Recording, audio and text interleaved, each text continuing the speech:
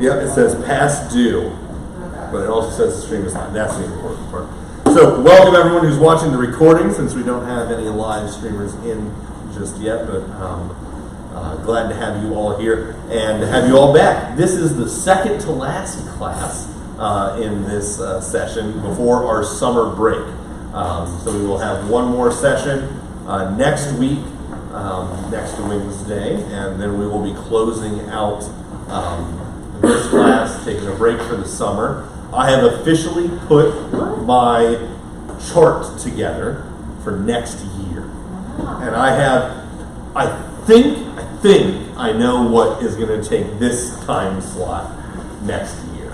But the other two, I'm not quite sure about yet. So I got a 12-week slot and a 6-week slot that I need to fill up. So I have a good idea about what's going in that 12-week chunk, but if you have any more recommendations that you want to get in last minute, we're approaching that last minute. How many more weeks does this study have? One, so it's next week. Is our last one? For this class. And then you don't do studies during the summer? Not over the summer, no, not for Wednesday evening. So, all right. Yeah. What am I going to do with myself? My ladies' Bible study takes a break for summer too. I know, we all just take breaks for summer, right? But I'm sure we can find something for you to do, Katie. But the one thing you never want to do in a church is say, I don't have anything to do. Because guess what? We'll find something for you. Right, Jill? For those of you who don't know, Jill came to Rivercliff, and I think it was the second week or so, maybe. It could have even been the first week. In my mind, I have this memory of Joe walking in and saying, well, I'm Joe, I'm a retired LCMS pastor, and I'm interested in getting involved. And I thought to myself, senior Bible study is not my responsibility anymore. Yes! Because it was about 2 weeks before that Pastor Strickert said he was going to be done with that, and I was getting ready. I was gearing up. I was starting to think about it, and then Joe walked through the door, and he got set it up. Place.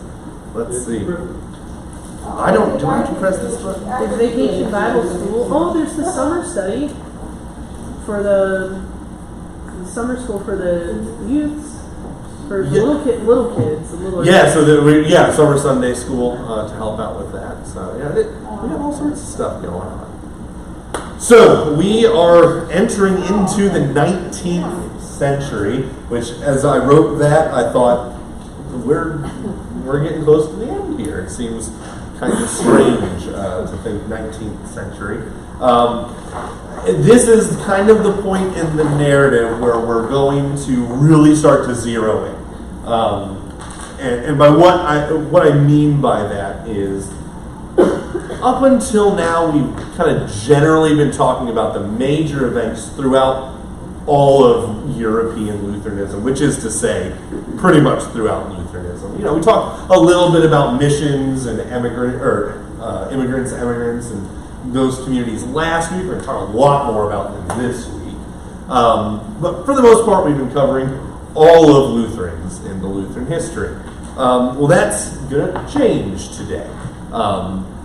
In large part, we're going to be ignoring the vast majority of Lutherans, specifically the European Lutherans, because we're going to start getting into our history. That is to say, the history of the LCMS. In fact, today we're going to talk about the origins, the foundation of the LCMS, where we got our beginnings from, why there was a group of Saxon Germans in Missouri in the early mid-1800s. How did that happen? That's what we're going over today. So, generally speaking, there's a lot of other things going on in Lutheranism. We talked a little bit about state churches are starting to become a thing, and we'll note part of the earliest bits of the LCMS history just come out of issues with state churches. There are also more Lutheran world missions and kind of outgrowth in that sense going on in the wider Lutheran world. But today we're going to kind of narrow our focus really to the LCMS, where we come from. Before we begin with that, any questions from last week? We covered a lot of philosophy last week, Enlightenment, and pietism and how all those sorts of things interacted to cause a bit of a crisis in the world of Lutheranism. So are there any leftover questions from that? You know, one of these weeks, you guys are going to have a question from the previous. God is dead. They ration him away. That's Nietzsche. Yep. So we're going to begin our story again. This is really at the outset of the 1800s, so the 19th century, with a name that I mentioned last week, actually, although it's a different person. This is King Frederick Wilhelm III. The first was involved with the pietists. So King Frederick Wilhelm III of Prussia. He's kind of our opening character as we get into the 19th century. For all sorts of political reasons that we don't even need to begin to have time to go into, he, in a lot of ways, like the Holy Roman Empire from in the 30 Years' War era, is trying to consolidate power within Prussia so that he can start pushing Prussian influence. Germany, again, is not a thing yet. There are German peoples and there are German kingdoms, but they're not unified yet. Although technically the unification of Germany does occur during this chunk of history that we're covering in the 1860s into the 1870s. That's when German unification actually does occur, although that's completely irrelevant to our story. So we're kind of at the tail end of that. Prussia is one of these major German kingdoms, which is pushing its influence, exerting its influence out. And so King Wilhelm, William, rather, not Wilhelm, which is going to throw me off for the rest of this. Frederick William III of Prussia is trying to consolidate power within his own kingdom so that he can push his influence out. And the way he does this is by instituting a number of political and social reforms, none of which matter to us with one exception. That exception is what is known as the Prussian Union. And again, there's a lot of stuff that kind of goes on with the Prussian Union, but the Prussian Union, what we could call the Prussian Union of Churches, it is where basically what's happening is King William is looking at the kingdom of Prussia, and he has basically two denominations of Christians in his kingdom, at least that are of any real influence. The Lutherans and the Reformed, right? We've run into these two groups. They've been kind of mixing around, especially in Germany, for a couple hundred years now. And so he sees the Reformed, and he sees the Lutherans, and he decides, you know what, it would be a lot better if I had one church, right? That one king, one God sort of mindset. That way, my people are unified on a religious front as well as a social, political. We're starting to see the beginnings of nationalism in the 1800s. So that's starting to become a thing, right? This is the Prussian identity, right? The larger German identity. And so King William wants to make that one religious identity. And so he seeks to, by fiat, by law, force the two groups together, to cram the Reformed and the Lutherans into one group. This is known as the Prussian Union. He begins work on this Prussian Union early in the 1800s, but he sets the official union, the official moment for that junction of the two groups for 1817. As it is the 300th anniversary of the Reformation, so it seemed appropriate to him. So he sought to join together the Lutheran and Reformed denominations within his kingdom under the aegis of the Prussian king. So, another important thing to note here, very important as we're going on, it was not enough for William to cram the two denominations into one. That would have been good, but that's not the extent of what he was doing. He wanted to put the denominations together, and who was going to be in charge of them? King William was going to be in charge, because he was not only king, but he was the supreme bishop in the land. I very briefly referenced with the Treaty of Westphalia, that treaty that ended the 30 Years' War, that this is kind of the beginning of the secularization of church authority. we're seeing that in full blow here, right? And you see this with a number of the state churches all throughout Europe, even down to this day. You have the state church, and who's in charge of the state church? The leader of the state. And so basically what this would do, the Prussian Union, will not only, in theory, unify all the Prussians religiously, but they would all also, under one religion, look to their one leader, Frederick William, the third in particular. The intention was to unify liturgy, belief, and practice, and place them under the office of the king in order to use the church as a unifying force within the empire. In addition to this, King William even composed his own ecumenical liturgy that was commanded to be used in worship services. So basically what that means is King William wrote a liturgy, right, a divine service setting King William, right? And he said, this is what every church in my empire will use for church.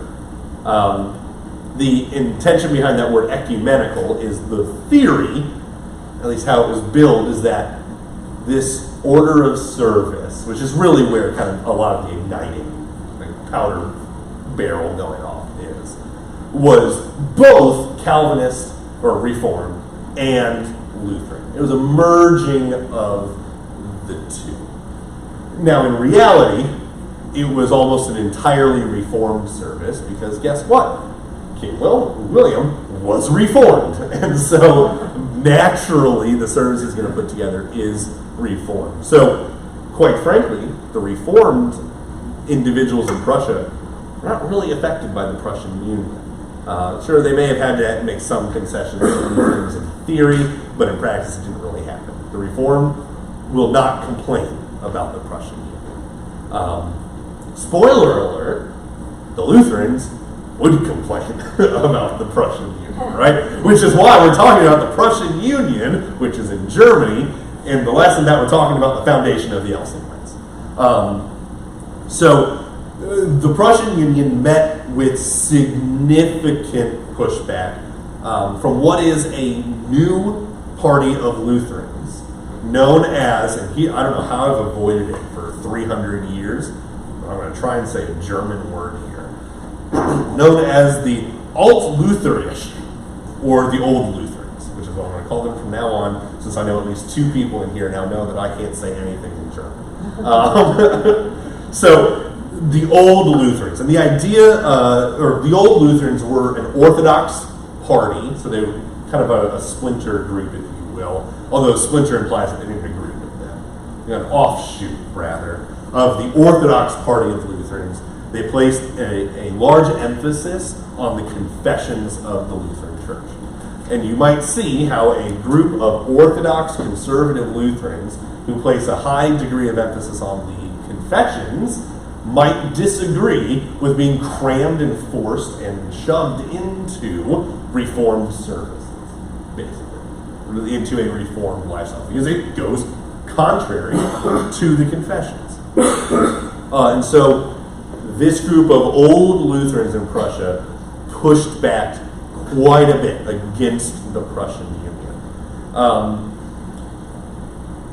As a result of the Prussian Union and the pushback, what ended up occurring practically was that a large number of the old Lutherans emigrated out of Prussia. They basically just left. Of those immigrants, 9 out of 10 went to the United States. Right? How did just about every one of the colonial groups of people land in the United States? Well, either they were prisoners, let's go Georgia, or, right, because Georgia was a penal colony, or they were religious groups seeking religious freedom from persecution, which is what was going on in Prussia. So 90% of the Prussian Old Lutherans that emigrated went to the United States. For what it's worth, a large portion of that remaining 10% landed in Australia. And I haven't written next week's lesson yet, so I don't know if this is going to come up. But when things started going awry in the LCMS, and even before, there were a number of Australian Lutheran theologians that were trying to help get us back on track. A name that certain individuals in here might recognize is Herman Sassa, which, if you go to seminary, if you just like walk around at the seminary, you might think Herman Sassa was an LCMS guy with how much the professors talk about and love this man, but no, he was an Australian. So, but he had a sermon. Well, I'll save that for next week when it actually happens. But like I said, don't know if the Australians are really going to come up next week, but they are involved in our controversy that will be the topic of next week. And this is where a number of them are coming from. Similar roots to us, but much smaller than the American roots of Lutherans. Now, those who remained in Prussia of the old Lutherans and were still resisting the Prussian Union were met with imprisonment and military occupation, along with other forms of persecution, in order for the king to enforce the Union, to force the Union upon them. Hence why many groups left, instead of facing him. Mostly it was pastors who were in prison, and then their towns and localities were occupied by the military. For what it's worth, official oppression, because of the Prussian Union, would officially end in 1840. So from 1817 to 1840 is kind of the timeline of the Prussian Union. In 1840, it ended after the death of King Frederick William IV. So we got a whole other guy in between this and fighting. These were not peaceful times in Prussia, but this is not something we're talking about. The Prussian persecution because of the Prussian Union ended at this time because there was a founding of a free Lutheran denomination within Prussia that was outside of state sponsorship. So basically you had the Prussian church that was the official state church, and then you had a group of free Lutherans that were basically, I didn't do too much reading, but from what I can tell, they were too much trouble than they were worth for about 23 years, and the government said, fine, just do whatever you want, but do it over there. You don't get state sponsorship, you don't get tax credit, none of that kind of stuff that the official state church would get. But they were allowed to be, their good old Lutheran selves. For what it's worth, there are similar free Lutheran churches, is often what they're titled, in a number of the modern European countries. There's a German free, I think it's the German Free Evangelical Lutheran Church or something like that, that does exist within Germany. We're also in fellowship with them. I actually had an exchange student in one of my classes that was in that free Lutheran church, which he was very ready to let us know that he was not part of the state-sponsored church. He was not. They were not fans of the state-sponsored church.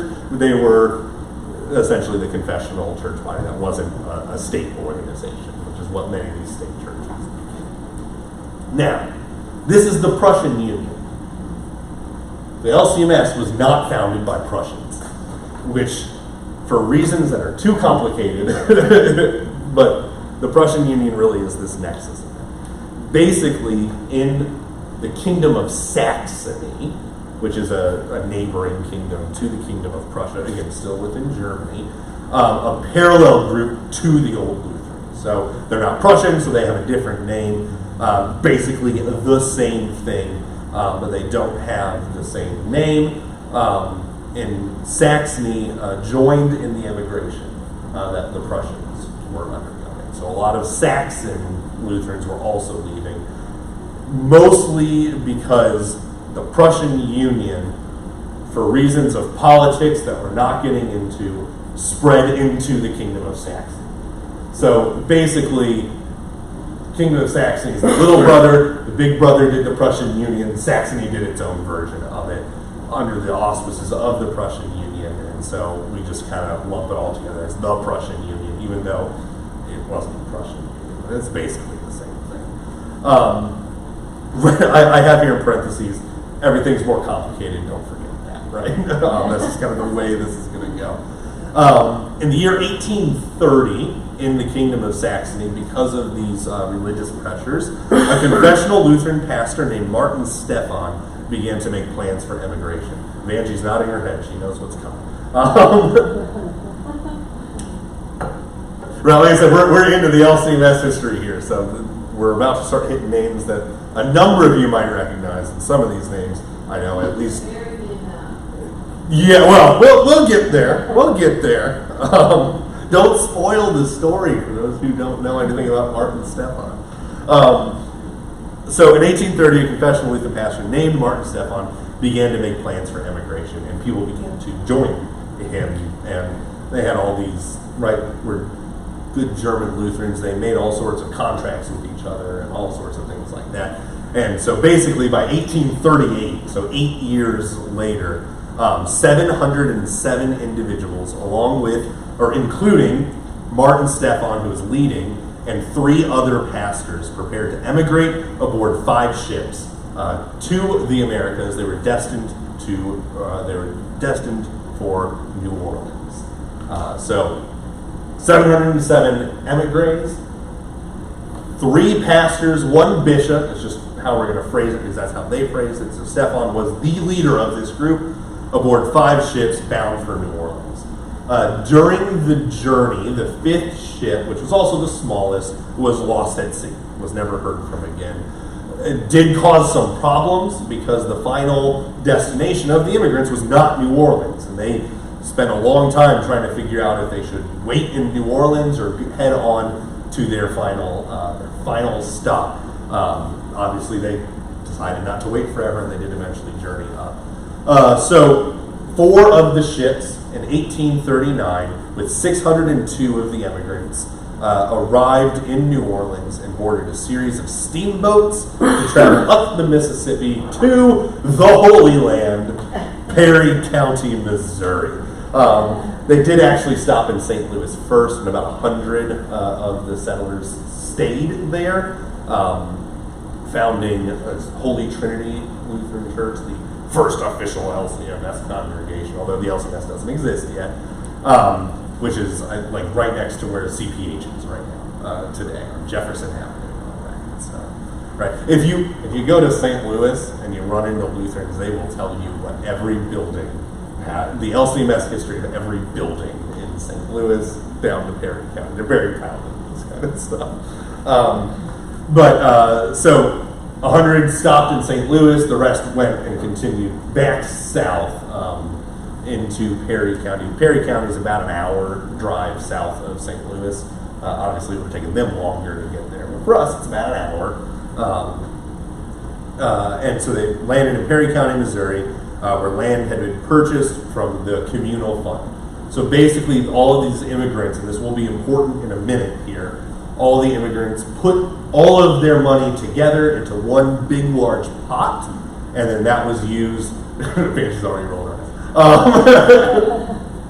This fund was used to purchase land, to do everything that the colonists, the community, whatever you want to, the immigrants, whatever you want to call them, needed. And so that's how they got it. The early years in the colony were extremely difficult. Right?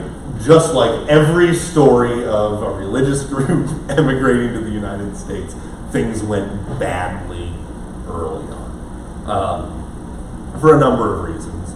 One, poverty was rampant. No one had any money. And again, we're going to come back to this point in particular. There was mismanagement of priorities for the settling.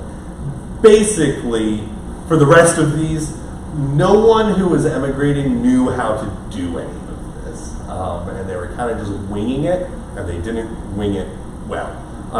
So basically, the first thing that they built were not houses. For the first couple of years of this community in Perry County, people were living in tents, while other buildings were constructed. In Missouri? In Missouri. In the winter. And the summer, for that matter. Yeah.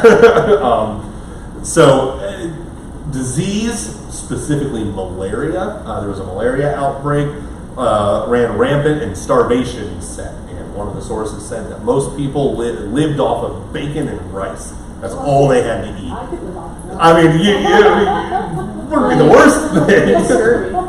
But, right, so it was not, it was bad times in Perry County, for the most part. There was a lot of struggle to settle. Additionally, Perry County is farmland, and they were there to farm that land. That was the plan for how to make a living. And so, Jeff, of the 707 folks that were leaving, how many were farmers? Good old Lutheran idealism. None of them were farmers. How many of them were blue collar people? Almost none of them. Almost every one of the immigrants was a white collar academic. There were a ton of lawyers and doctors and intellectuals, and so they didn't know how to farm. You think of a whole bunch of intelligent people might think, we don't know how to farm, and in the 8 years of prep, we're going to be farmers. Let's learn how to farm, but it didn't cross their minds. So there were significant issues of starvation. How many died? How many survived? I don't know the numbers. But the colonists did live, not all of them, but a number of them did, and they would start to thrive in their own way.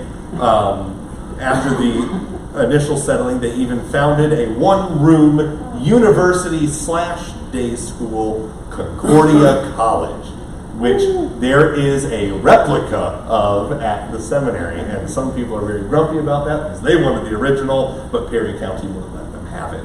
So they built a replica of it. It would fit in this room.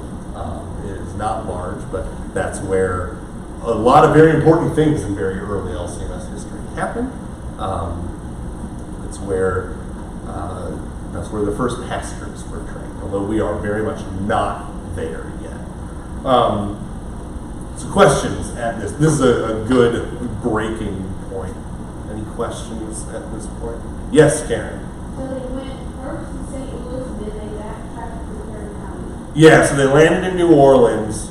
They steamboated up to St. Louis, and then they went down to Pittsburgh. My guess, I don't know this for sure, but my guess is most of the steamboats stopped in St. Louis and did not stop at a random uninhabited nothing farmland.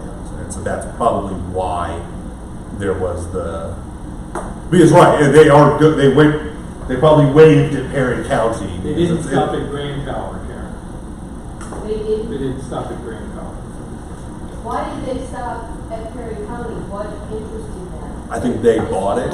I don't know why they bought that tract in particular. I did see something that said the hills reminded them of home, but I don't know how true that is. Or we don't have a ton of records from this time. We're going to get to a pretty important event, which, is known as the Altenburg debate. We don't have a transcript of that. We know mostly what was said, but we don't have, no one decided to write down what was actually talked about, which we'll get there. But if there was no Altenburg debate, there is no LCMS. So it was kind of a big deal, but they just didn't write it down. So I don't know. Now that being said, I'm sure there's some scrap of paper 8 stories deep in the basement of the Concordia Historical Institute that someone knows about that has all this information, but I don't have that, nor do I have access to it. So There's a very good site that's called the Lutheran Heritage, and they post stuff all the time on Facebook, and they're always pulling up stuff about families that settled in that area. Oh. How things began, and they're posting pictures as well. So I saw a video from the Lutheran Heritage Foundation, and it was not well done. I thought about showing it here. The individual he probably needed another 4 or 5 takes. So otherwise I would have shown it, but he kind of was all over the place. But the Lutheran Heritage Foundation is a great organization in general. If you've ever listened to KFUO, you've definitely heard, underwritten by the Lutheran Heritage Foundation. Right now they're doing a lot of work with getting catechisms, Bibles, and devotional materials, particularly in Spanish, for immigrants and for people in other countries as well. So it's a good group, good chunk of Lutherans there. Good. Any other questions as of right now? So basically where we are is Prussian Union drove a whole bunch of Lutherans out of Europe, in Prussia, and in our case, because of some politics, Saxony as well. Martin Stephan is the leader of a group of 700 or so, 600 by the time they get to the United States. Immigrants that come over, settle mostly in Perry County, though not exclusively. And they're really not prepared for what they're doing. Problems are happening both natural and man-made, and there's a lot of struggle in the community right now. But things are still hopeful, right? There is still that good, tenacious spirit that we fantasize about in early Americana and all of that. But the community is in a setting of crisis, right? They're not doing well. Enter, once again, Martin Stephan. So Martin Stephan was the leader. He appointed himself bishop of the immigrant community. He was the self-appointed and de facto leader, end-all, be-all, total leader of the Saxon immigrants. However, and I'm waiting for Banji's eye roll here, he was a deeply flawed individual. Well, we'll get there. We'll get there. To make what is a long story somewhat short, Stephan in his leadership role was personally and solely responsible for the communal funds. Which, Tom, what do you think about that? Is that a good idea? No. So he was personally and solely responsible for the communal funds of the immigrants, and he used the funds, keep in mind, while people are starving, on extravagant luxuries. The one that I can remember, a number of them were listed to me when I was in seminary learning about this one. The one that I remember that really stood out is that Stephan used the community funds, among other things, to purchase a solid gold communion set. So, all the communion ware we have in the altar, he bought solid gold for the immigrants' communion, which I'm sure it was nice and all to take communion out of a solid gold chalice, and it probably made the grumbling in your stomach feel so much better, knowing that you were drinking out of a solid gold cup. He also probably used the community funds for personal luxuries as well, although not terribly well documented. Again, Karen's comment about him being a thief, basically misuse of community funds, I think is what we would call it nowadays. If that were his only flaw, we probably could have gotten past it. He was also shockingly, a very aggressive and dictatorial leader. He was. What's dictatorial mean? So like a dictator. Okay. So he was absolute, he was uncompromising, and he was aggressive with people who dissented from him and with people who disagreed or had any issues with him or weren't doing what he thought they were supposed to do. If these were his only two foibles, we probably could have gotten past it. Oh, boy. There you go, we're not done.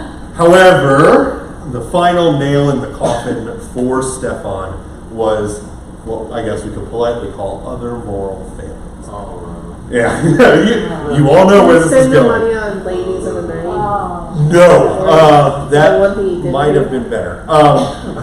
So, a detail that I find personally strange, he was married, although his wife was not one of the immigrants. He left her in Saxony. Well, that's cool. A reason is not really given. I don't know if this was her leaving him. I suspect it was he just didn't like her and had no interest in her, and so he left her behind. or she had no interest in emigrating. I don't know the details. But he was married to a wife who was still in Germany, or Saxony specifically.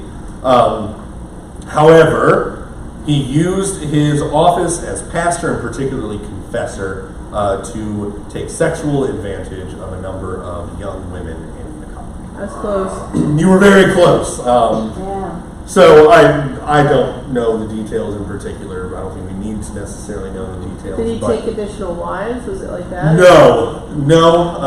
From what I understand, maybe Joe, you might know a little bit more about this as well.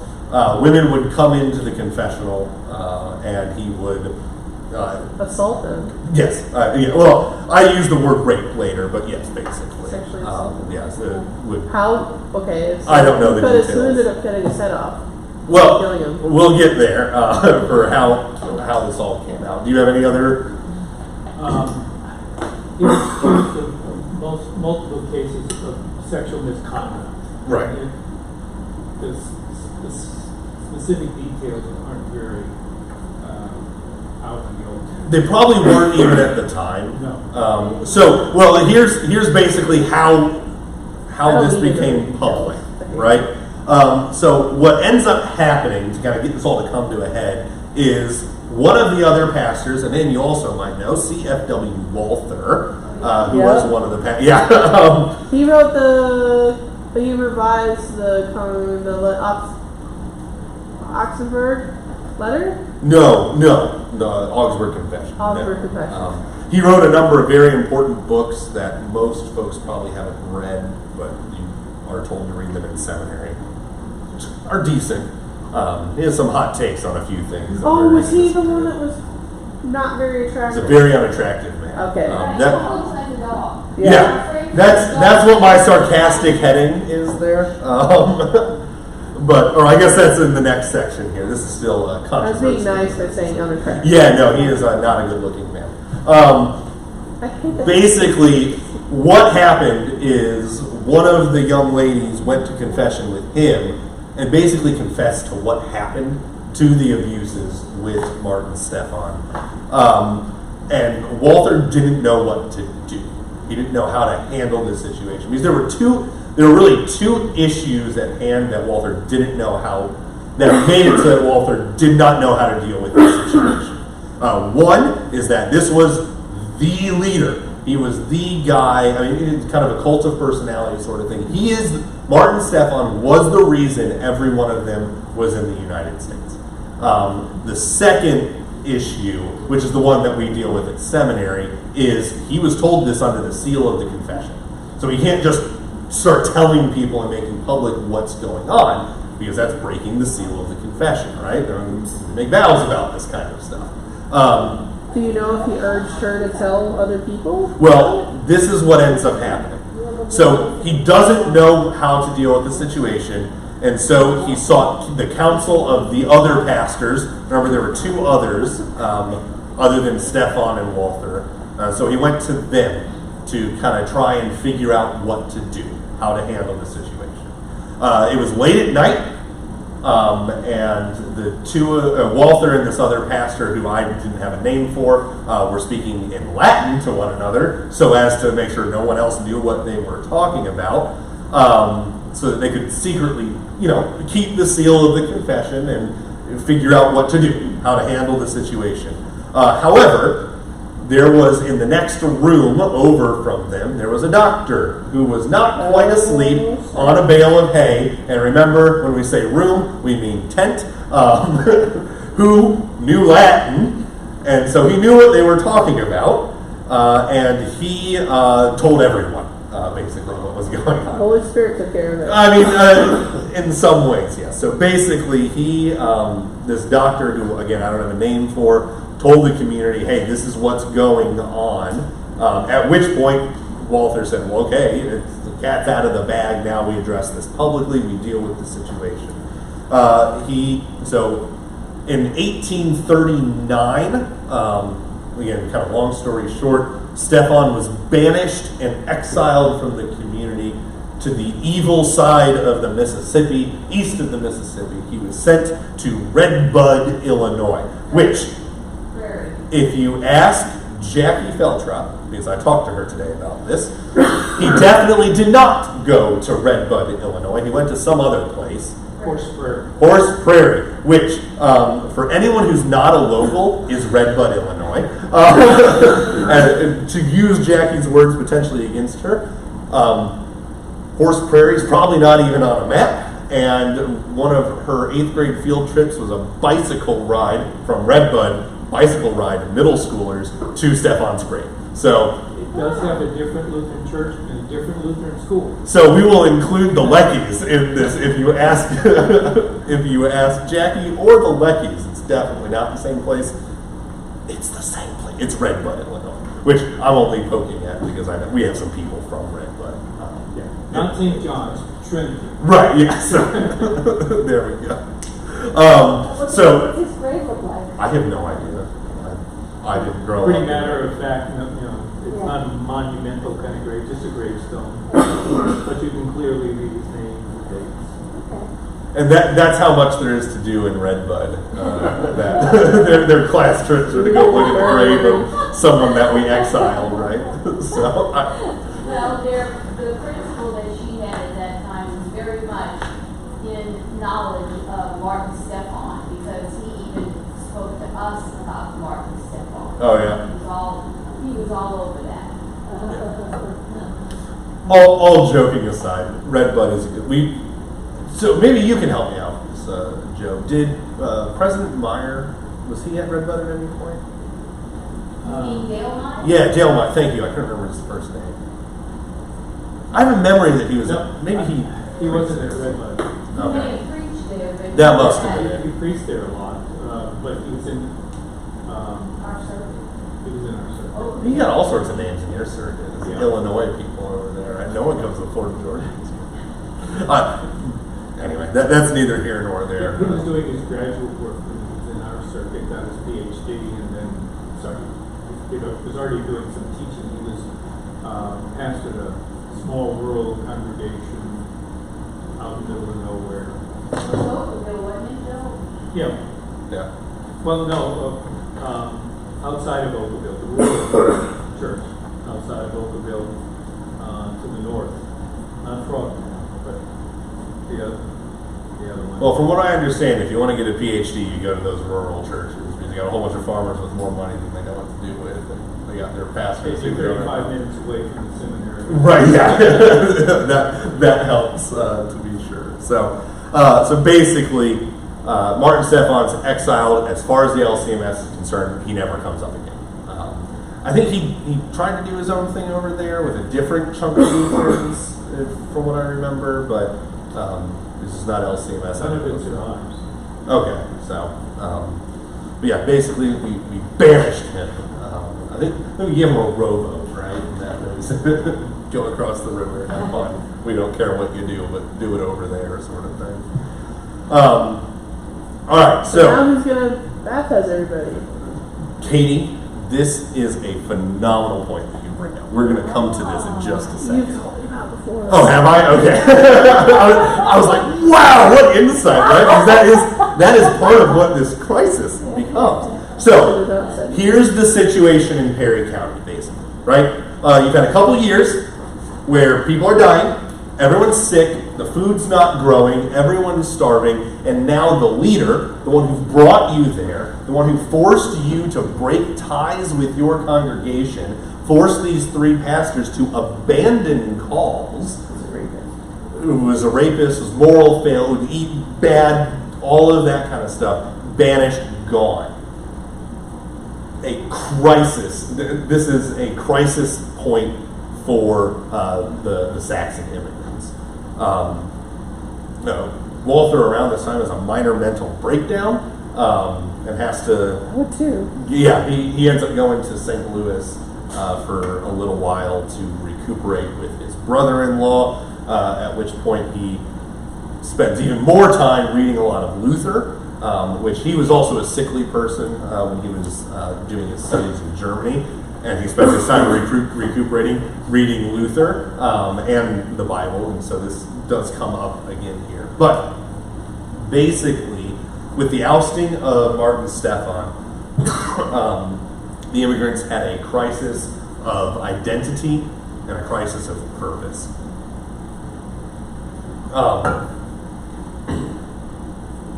With the failings of their leader, they did not know what to do.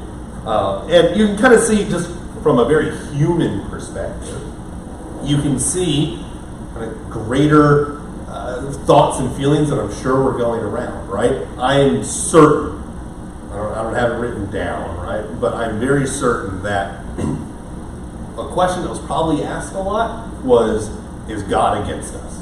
Right? Think about it. Yeah, plague, you've got starving, the crops aren't growing. Those are like user end issues, though. Well, what was that? User end issues, like they didn't bring a farmer. They didn't. Well, yeah, but just kind of pair all of this together, and basically a large majority of the immigrants kind of decided they started asking pretty important questions of themselves, which landed on, are we even Christians anymore? Because they've abandoned their churches, where they've abandoned their vocations in Europe, and clearly, at least in their minds, God has been very against them. Everything they've done has failed. Even their leader is now failed, disgraced, sinful across the river, right? It was suggested, and the majority of the immigrants had the opinion that the entire group would publicly confess their sins, specifically of schism, and return to Germany in repentance to beg their former congregations to let them back into the Christian faith. That was the feelings of the people at this time because of everything that had gone on. Additionally, and thank you for bringing this up, Katie, because I hadn't actually included this chunk in my notes at this point. The pastors had a crisis as well, right? They had abandoned their calls, right? It would be similar to me one day just leaving, right? Thank you. Right. One day me just disappearing, right? I mean, that God has called me to be in this place, right? And there's a call process, right? So it doesn't mean I'm always going to be here, sort of thing. But God has called me to be here. Walther and the other pastors abandoned their calls to follow Martin Stephan. He was their ecclesial oversight, and he had a significant moral failing. Now, there was an issue of the pastors were saying, are we even pastors anymore? And if we're not pastors, how do we get pastors? Or if we are pastors, can we make more pastors? Can we teach and train and this sort of thing? Because, well, you can't have the wicked bishop ordaining more pastors. And so, who's going to do the baptisms? Who's going to institute the Lord's Supper? All of these sorts of things. So, surrounding all of this is this massive crisis of identity. After recuperating, C.F.W. Walther calls for a debate outside that schoolhouse, the Concordia University, to decide if the immigrants still constituted a church, and if they had sinned, or if they had sinned in their emigration, and if they were able to still continue forward as a church even without a presiding bishop. In the so-called Altenburg debate, which took place in April of 1841. So this is not a Stephan gets ousted, next month everyone's in crisis. This is 2 years later that the immigrants are trying to figure out what they're going to do. The Altenburg debate, Walther debated again outside that schoolhouse against a lawyer named Marbach, who was in favor of return, obviously. Again, we don't have the transcript of the debate, but basically, Walther focused on the Word of God and the teachings of Luther and the Reformers in stating a number of things. Specifically that, one, the church is under the authority of God, not man. So that's kind of dealing with this presiding bishop issue, is the church is not where there's a bishop. The church is God's purview, right? So who's in charge of the church, rather, is not the bishop, it's God. Now, we can set up bishops, we can set up district presidents and pastors. That's a good thing to do, but just because they fail or fall or are ousted does not mean that authority is gone. Because authority in the church derives not from man, but from God. Additionally, and this is kind of the major thing here, the church on earth exists where believers have gathered around the preaching of the word and the administration of the sacraments, or Augsburg Confession, Article 7, which is what we talked about at the beginning of this cycle. So basically, where the church is where the community of believers are, gathered around word and sacrament, preaching the word and administration of the sacraments. And again, that's not something man does, it's something God does. Additionally, although it wasn't included here, is pastors are not made by man, they're made by God, by God and the congregation. That's AC 14? Or whichever one's the rightly ordered call. I think it's 14, anyway. And so, even though they had abandoned their calls, they did still have a new call here in Perry County. And just because Stephan was in error does not mean that they were no longer pastors. That goes all the way back to the Docetist controversy from, let's see, what would it be at this point? 1800s, 1600 years before Walther, right? Which is the moral failing of the pastor doesn't make the things he has done not count, basically. Marbach basically admitted that Walther was probably right. There was not much of a debate, I suppose. He admitted that Walther was right just before he went back to Germany anyway. The video that I decided not to show just because of the script, the individual was clearly not a fan of Marbach because he said, well, he wanted to go back to Germany, but he actually had some money to do it. No one else had 2 pennies to rub together, but he was a lawyer, and so he was actually able to do what he wanted. So Marbach went back to Germany after saying that Walther was basically right. However, the community, this is really the important thing, the community saw the Altenburg debate as proof that they were indeed a congregation, and they recommitted themselves to the preaching of the word and the administration of the sacraments. As a side note, out of this whole crisis, not necessarily the Altenburg debate, although it's in here a little bit, it's at this point that the laity get a little bit more control over what's going on in the LCMS, or what would become the LCMS, which is why 2 of you are on church council. They didn't have church councils when Stephan was around, and partly because of how much he mismanaged things, the laity said, clergy, you guys are great, we're also in charge of this, right? We're gonna do this one together. So clergy lost some authority, which is a good thing, right? We don't just need the clergy.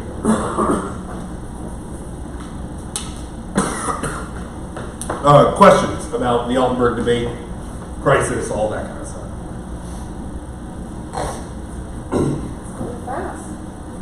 Yeah, this one's narrative, right? It's going to go quick. Probably this is the thing that puts the greatest stamp on our current understanding of pastors and their relationship to congregations, and how congregations call pastors. Right. Before this, it was common for bishops to appoint pastors. They ordained them, they appointed them, congregations accepted them. This was, in a sense, a model that came out of crisis, but we still live in that model today. And probably it was much more confessional than what Lutheranism had become for a while. I personally think it's a very good system. So some of what he's referencing, if you're not entirely sure what he's talking about, is who placed me at Rivercliff? Or who made me the pastor of Rivercliff? Jesus. God? Okay, good. Because there were going to be 2. You got the good one. So God made me pastor at Rivercliff. Who else? congregation said okay. The congregation, you all did, right? I mean, some of you probably Didn't they remember vote? voting, right? Did you really take a vote? Did you campaign at all? No. Did you rub elbows and be like, hey? No, this one's a little bit more. I still got one of his bumper stickers. Oh yeah. What does it say, Tom? What does my bumper sticker say? I'm very curious. No, so that you all would have voted to call a pastor from the Senate because Things are better with Berlinski. Yeah, there we go. Because you all found out where I was going to be a pastor when I found out. I probably got, for those of you who watched the live stream, I don't know if any of you did, I probably had about 5 to 15 seconds on you because of delays in streaming. But both of us found out on your hand that you were getting a pastor and what my name was, and I found out that you were going to be my congregation. I definitely knew more about you guys than you guys knew about me just because I interviewed with Pastor Jordan and, I don't know, Terry Donovan. And, I don't know if I want to tell this story. Did Rivercliff say we need another pastor? Did they put a call out to the seminary? I was from what I understand, I was the second round, the second year that you guys tried to call someone from the seminary. They sent in a call to the seminary with a blank on it and said that the council of presidents and the seminary faculty should fill in the name. Yeah. So basically, they are the assigning individuals who link congregations and calls for beginning seminary. Right. Did you know it when you were at your vicarage? No.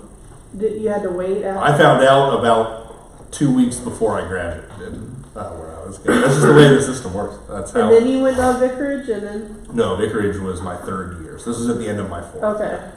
Are you studying during a vicarage? Yes, it's an internship basically. So Okay. it's working and studying.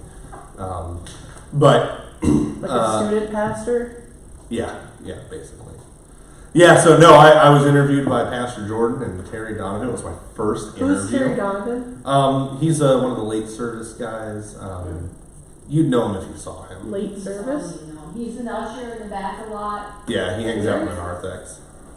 Usually dressed. Oh, I like him. Yeah, he's a great guy.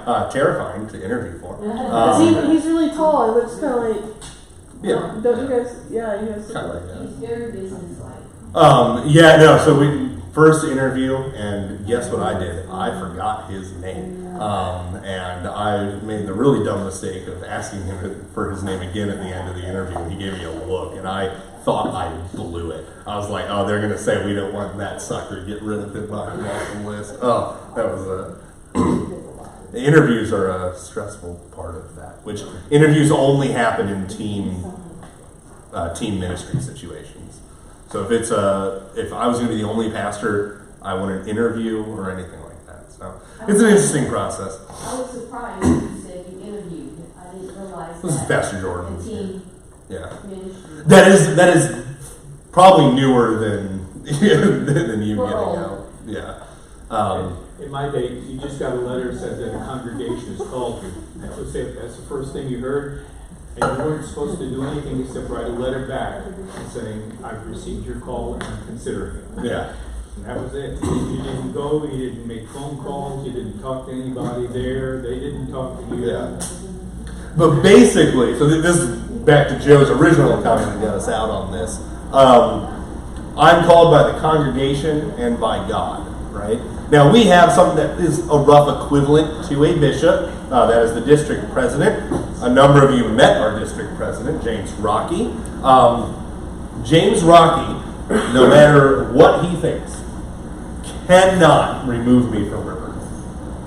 Nor can the synodical president, Matt Harrison. There's a comment there that I'm not going to make. I'm being recorded. What do you mean they can't remove? District presidents, synodical presidents cannot remove a pastor. They have no authority. Do something that's immoral. They can. Congregation has to do it. It has to be the congregation. Okay. Right. So Rocky can't say, "Hey, Pastor Berlinski, I got a perfect congregation over here. You're going there in 6 months." This, by the way, is not true of the Catholic Church or of the Anglican Church. or the Methodists, yeah. Their bishops choose where their pastors go, and the pastors in the congregations, they don't like it too bad. Oh, they're sending one of them to Memphis. Oh yeah. I'm like, So district president, no one can remove me from this call. Interestingly enough, this is on the other end of it, because God has called me to this location. You guys can't fire me either. That is one of these things. Now, you can remove me for one of two reasons, and one of them we saw very clearly with Stefan. That's moral failing, and the second is persistent false doctrine. So that you can, no, I very much don't want to do. Yeah. Now, what my professors always made sure to let us know, you guys can't fire me. Now, as Tom knows, you can stop paying me, right? So God has not set my salary. He has just placed me here. So, and I'll tell you this right now. If you stop paying me, I'll not be your pastor for much longer. But, well, I can't do this for free. As much as I'd love to, that is not a possibility.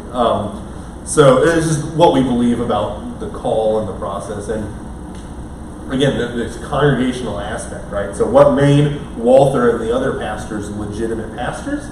It was their congregation, which was the whole of the immigrant community, but also the congregations that they had established since then.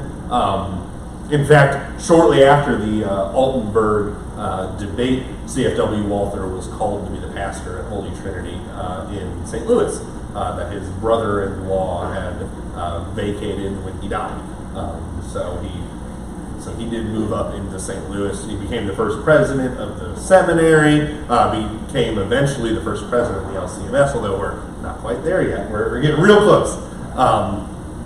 But because of this controversy that ends in the Altenburg debate, right, that's why we have a congregational model, is what it's called, where Synod really doesn't have a ton of say in anything that we do. We got some things that they can do and say, and same with the district president, but in large part we are vertical, and we can kind of do what we want to an extent. And things can get complicated and all that kind of stuff. But good. Any other questions or comments on this section? All right, the founding of the LCMS. In the few years to come, the Missouri Lutherans would interact with a number of other German Lutheran immigrants and missionary communities. German Lutheran immigrants and missionary communities are referencing two other distinct groups that really don't matter. Which I say in that they're about to form the LCMS, but they're less relevant in their history, where they're from, what's going on. It is, though, important that they're German. We'll get to that in a second. Talks quickly began between the Missouri Lutherans, led by Walther, the missionary groups. I think that's how you say his name. You got two dots over the O. And if Belts has taught me anything, you make an E and you say an O. So who was the leader of these missionary groups, and other immigrant groups, which I couldn't find the name of them, but Winnikin was their leader. There's a building at the seminary, two buildings in fact at the seminary named after Winnikin. He was also the second president of the LCMS, so the important guy. Joined together to form a larger synodical organization. Synod, by the way, just means walking together. So they are three groups that decided to walk together in this. And in April of 1847, these groups officially joined together to form the German Evangelical Lutheran Synod of Missouri, Ohio, and other states. It's a longer name than we currently have, although it is still, for legal purposes, it is still the official name of the LCMS. Something that Dale Meyer complained about, because on a lot of official forms he had to write that whole thing out over and over and over again. And I think Wisconsin's, I think it's now, And others.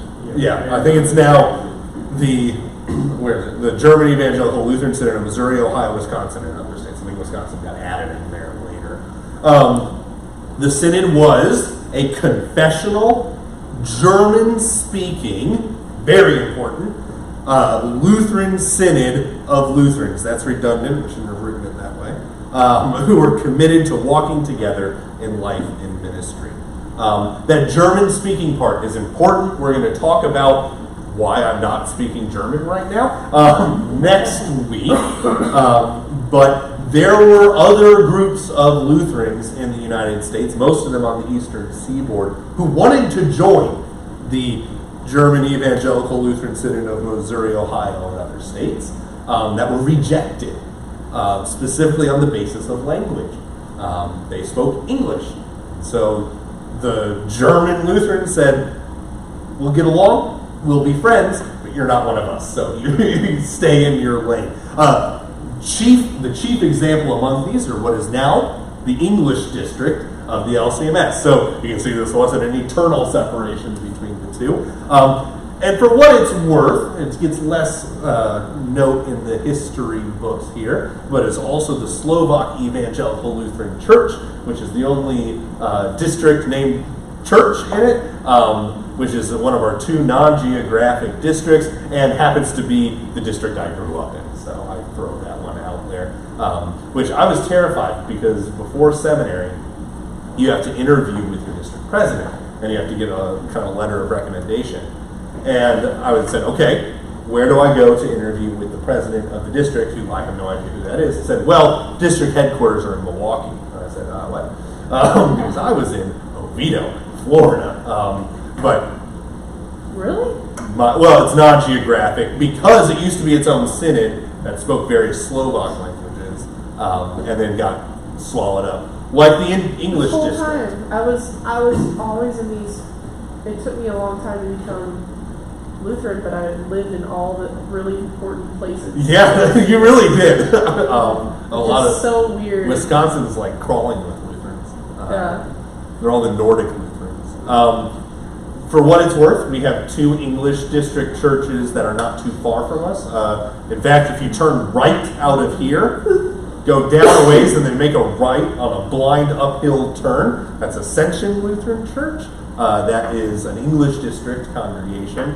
And then in Alpharetta, there is another church, the Christ the Shepherd, which called one of my classmates and also interviewed me, by the way. That was fun. Both Rivercliff and Christ the Shepherd interviewed both myself and Pastor Sterling, as well as a church in Cleveland, and one in Wisconsin too. I interviewed 4 congregations. Was there any particular reason you really wanted to be in Atlanta? Yes. We had family friends in Atlanta. Now, there are a lot of reasons, I will objectively say this. Rivercliff was far and away my first option.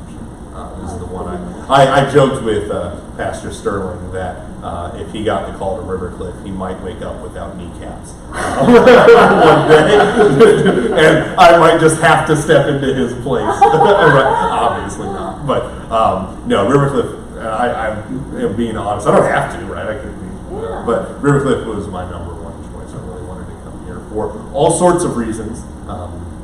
Same. Not only geographic, and it was a great choice. Rivercliff's a special congregation.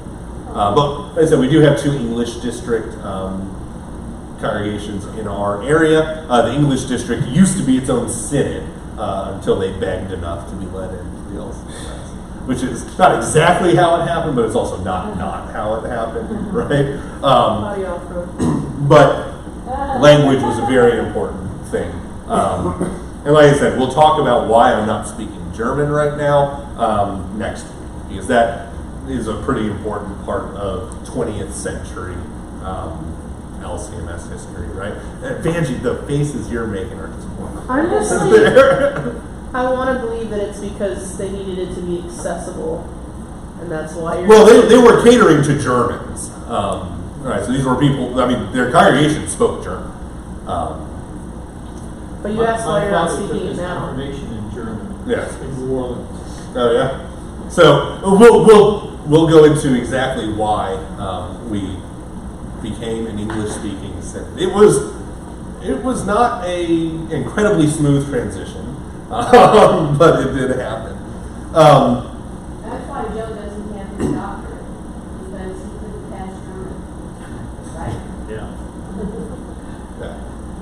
I That was the fleece I put out, and it didn't turn wet. It didn't get wet. I'm supposed to just be a pastor. Those of you who are long-time students of me on Wednesday night should know his reference. This was the first His what? class I taught on Wednesday. His reference to putting a fleece out and it getting wet. And if you remember, it was the book of Judges with Gideon, right? So anyway, that was the Judges, the first class that I taught on Wednesday evening. We had a good time. That's where Michael ruined it all by telling me we don't have a time limit, and now this is an hour and a half long class. And I will to the day I'm done with this class blame Michael Toll for that. There's a couple closing things to finish us out here. In 1897, which is the closest date I could get data on to the end of the century, the Synod, right? So, which you could say in many ways began with those 600 immigrants that survived the journey. In 1897, what is now LCMS had grown to almost, not quite, but almost 2,000 congregations and just shy of 700,000 members.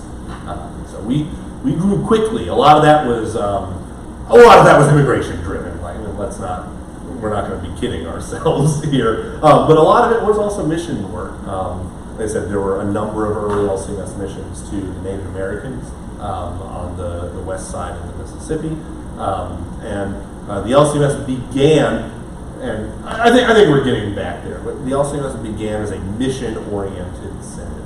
The German Lutherans really saw themselves as needing to get out to spread the gospel to the people of them. And then one other quick little thing that comes about because of this era. You've probably heard me talk about circuits before. Joe mentioned a number of individuals who were in his circuit. Circuits are, I can say, the smallest subset within the LCMS, right? So you got your individual congregations, and then outside of that, you got circuits. Circuits, we're in the North Atlanta circuit. I think we're Circuit 3 of Region 1. I should know this. I just went to a regionals pastors conference where they told us to go stand in our circuit. We're either Circuit 2 or 3. I know one's north of us. But the circuits are meant to be places where the pastors specifically, but the congregations as well, can come together for fellowship and encouragement, again, particularly for the pastors. As well as there is a, now called Circuit Visitor, used to be called Circuit Counselor, although the original name was Circuit Rider, because the circuit was determined by how far a guy could ride on a horse in a day. And that's basically how circuits were formed, and that is, as ridiculous as it sounds, still how our circuits are organized to this day. Not entirely, but basically, especially in old world LCMS. The circuit I was a part of was primarily an extension of that original circuit because New Minden was one of the founding congregations of the LCMS. They were part of the Chicago meeting. And with still a very active congregation in the circuit. And they kept expanding our circuit. Right, yeah. We got to drive. Yeah, you drive a lot further than you ride in a day. Interestingly enough, circuit riders, they kind of come out of a system that was necessary in the early LCMS. Because we were in a situation that we might be getting back to, although I'm not quite so doom and gloom. We had way too many congregations and not enough pastors, although at that point it was because of expansion and anyway. So there were too many congregations for the pastors, and you still needed a pastor to administer the sacraments. And so basically, every week, the circuit rider, or the progenitor to the circuit rider, the pastor in the area, would ride his horse from one congregation to another so that he could go and see all these different congregations 1 week at a time, in which he would celebrate the Lord's Supper with them. If you've ever heard those offhand comments about how Luther in his small catechism wrote that he wouldn't believe a Christian was a Christian if they did not take the sacrament at least 3 times a year, and the old quip, well, that's what the LCMS did when we got founded. It's not really because of, it's not, there's a part of it, but it's not entirely because Luther wrote that. It's mostly because we didn't have enough pastors to do communion every week. They'd have to go on these long loops, and they only got back to you, a couple of times a year. Interestingly enough, these pastors were not pastors of the congregation per se, so they weren't on payroll anywhere. So they would, and I only bring this up because if we wanted to, we could do communion like this here. The way they did communion was a little bit different. And if we're using our congregation or our sanctuary as an example, basically what would happen is you would be ushered up to, let's say, the worship band side. You kneel there, and I would distribute the host, and then you would stand up. You'd go through what is our sacristy, which is blind to the rest of the congregation, where you would deposit your special offering to pay the pastor. Then you come up to the choir side, you kneel down and you receive the wine there. So it's the original way the LCMS did communion. It's really weird, but it's practical. This is how they were able to pay these guys so that they could do these loops and distribute the sacrament. Additionally, this is partly, although it's more just the way of things, this is to receive communion on Sunday, you had to go and check in with the pastor on Saturday. This usually involved private confession and absolution. And then, yeah, well, I was going to say, this was a tradition that hung on for quite a while. I don't know, and it might be one of you who has told me this story, but I know someone I've talked to had a father who was a pastor who did this, who would just open up the office, is this you? Would open up the office window in your home. Register on the floor. Well, registration, to register? Yeah, so. He registered? Yeah.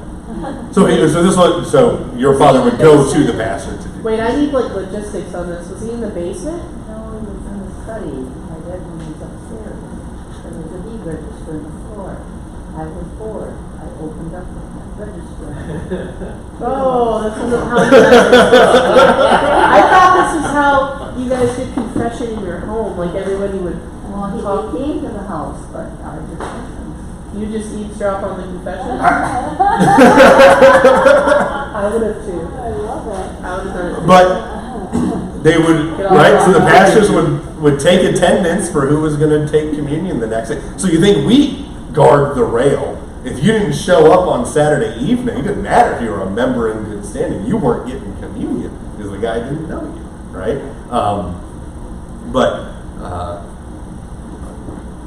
I don't know. There's something to that system. I don't know if we should go back to it. I mean, just for Teresa's sanity. I think Teresa said that if she ever asked to register attendance pre-church, that she would no longer be in her current position like we did during COVID. So I don't want to go back to that, but there is something to going and confessing your sins and preparing for communion. Well, in my church in Washington State, the communion service was a separate service. Mm-hmm. Right, so they had the church service, let everybody out, and then once it stayed for communion, they had a separate service. Yeah. That's actually how the Apostolic Church did it, except they didn't just let people stay. If you weren't one of the ones that were communing, they said, go away. They kicked you out, right? But yeah, the separate service also kind of helps facilitate this sort of thing, at least in the days when there weren't enough pastors. Wouldn't that take a really long time? Yeah. I mean, that was like all of Saturday, at least all Saturday evening. That's what you were doing. Also, You didn't watch a lot of TV. well, there's that. No, I was thinking about laundry. But Your laundry. congregations also weren't very big, so I mean, we would have been considered a very large congregation for this time frame. I mean, you're looking at like a lot of farm churches with 50 members total. Of all ages, right? So smaller congregations also helps. So part of the reasons why I give you some of these details is I hope not only we got some memories refreshed here, right, for better or for worse, but you can kind of see why we do some of the things we do, right? I mean, that's been true of this whole class. Some of the reasons why we do what we do is because of our history. Now, next week will be the conclusion of this class. We will go through something I don't like doing, which is history that took place while people who are alive. So, some of you will remember the walkout in Seminex. I don't. I was What year was alive. that? 60s, 70s. We'll go over it. I mean, that's the topic of next week. But, yeah.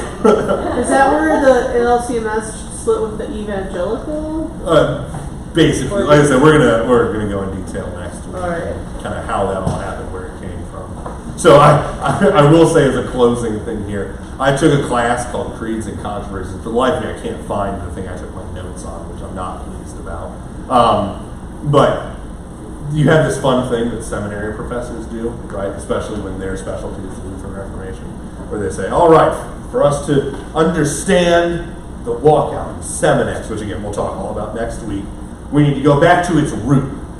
And of course, the root for the walkout in the 60s and 70s was the Lutheran Reformation. It's like, okay, Luther guy writing the book, like, stop. Right? Because, of course, there's a root during the Reformation that had nothing, no strings attached for 300 years. Like, you just wanted to talk about your thing. But hey, I get that. I'm just not a professor, so I get paid less to do the same thing.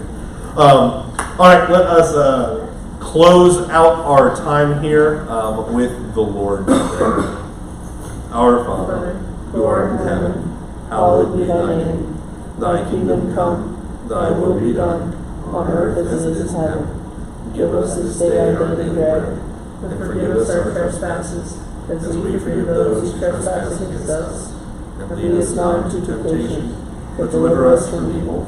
For thine is the kingdom, and the power, and the glory, forever and ever. Amen. All right, thank you all.